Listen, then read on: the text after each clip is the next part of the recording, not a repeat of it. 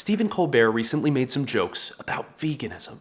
So as a vegan, how do I feel about them? Well, let's find out. And don't you leave me a negative comment until you watch the entire video and follow the rules for negative comments that I'll leave at the very end. All right, let's rock. Meanwhile, in treat news, the Nestle company has announced that they will stop selling vegan Kit Kats.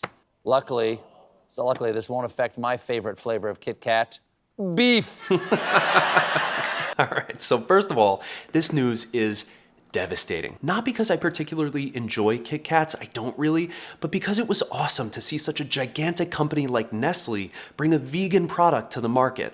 There are not a whole metric ton of vegan candy bar options out there, so it was encouraging that this product ever existed at all. All right, now onto the joke itself, and hang tight with me here because he actually makes another vegan joke right after this one, which I happen to think is much worse.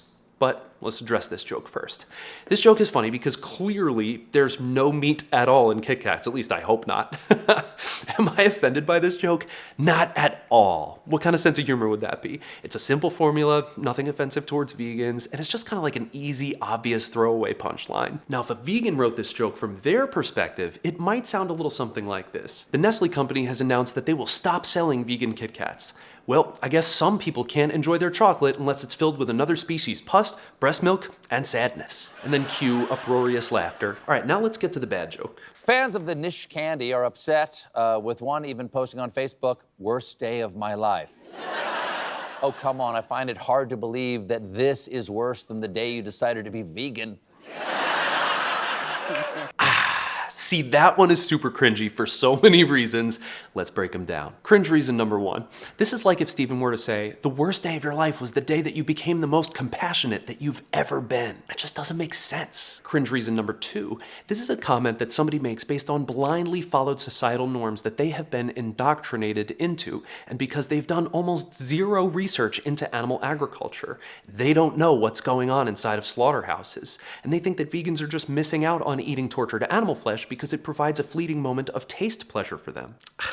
Cringe reason number three. Committed vegans usually wish that they went vegan way sooner than they actually did. And that's certainly the case with me. And cringe reason number four, it's just lazy boomer humor. Oh, you've opened your eyes to horrible things and chosen to change this world for the better with your choices? How very weird of you to do such a bizarre and impossible to understand thing. All right, let's watch on. And I found this next part pretty damning. No letters, no letters. Meanwhile, no letters, eh?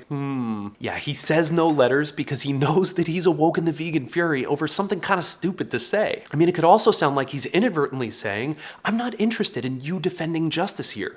Don't try to open my eyes to any atrocities. Don't tell me why we should stop the unnecessary torture of sentient beings. You will not convince me to care. Just let me shun this moral obligation in peace because I like my yummies having suffered first. Or on the other hand, he could have also just meant, hey, take it easy. I was just making a joke, which I'll allow for.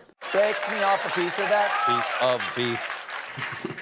All right, now 2 quick disclaimers here, okay? Number 1, I actually love Stephen Colbert. I watch his show as regularly as I possibly can, and I'm actually not even mad at him here at all. It would be cool, however, if he were to sympathize with the vegan position a little bit better, though. Maybe even empathize. That would be awesome, huh, Stephen? 7-day vegan challenge. It's not that hard. And maybe he does sympathize with veganism a little bit more in other videos. I'm actually not sure. I'm sure he treats his vegan guests perfectly well, and I'm sure there's no judgment from him about their veganism, especially not on camera. That second joke, though, not a big fan of it. Maybe it was just a sad one-off. We got Dino Spumoni Bambino Cannoli hanging out with us. Hey, boy, what's going on, bro? Meow. He doesn't want to hang out with us. Maybe he does. Disclaimer number 2, I know that he probably didn't write that joke personally, and it's more likely that one of his writers actually wrote that. If that's the case, I forgive you, Stephen, but that writer, though, tisk, tisk, tisk. You're gonna be so famous, bro. So the last thing that I wanna say is actually to Stephen Colbert himself. If you would be so gracious, have me on your show and we can talk about veganism. I'll be 100% respectful and good-spirited. I'm not a scary vegan. I am actually what's known as a cool vegan, and I'm totally serious about this. I feel like it's only fair, right? What if I sat here joke bashing the Silmarillion to my audience of millions here on YouTube?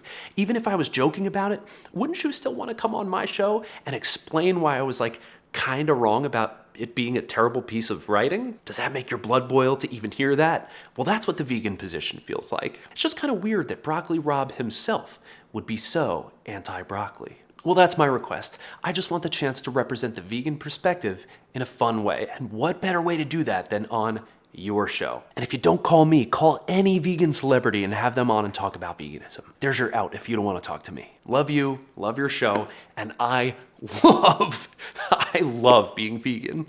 All right, so to those of you who have been withholding your negative comments to the very end of the video like I asked, thank you so much. I appreciate you for doing that. Here's the only rule that you need to follow before you leave a negative comment, and it is this. You can leave me a negative comment if you go and watch the Earthlings documentary first. There's a link right here. There's no excuses. And then you can come back and leave your negative comment. And I will be asking if you watched it before I respond to negative comments. Now go do your homework. All right, remember to do something that makes the world a better place this week. People need you. Subscribe to join the vegan uprising. Like if you liked it. There's a merch link down below, and I will see you next time.